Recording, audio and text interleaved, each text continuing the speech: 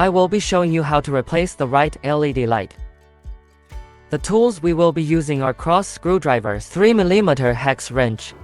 First, power off the device. Using a 3mm hex wrench, remove the 5 screws of the cover.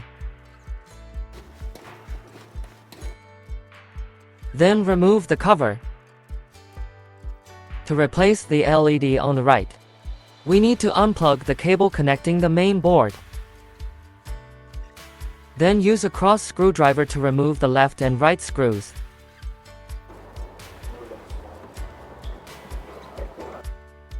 Remove the LED. Check to ensure the new LED is labeled right LED. Secure both sides with screws. After tightening the screws, insert the connector of the light strip into the connector of the main control board.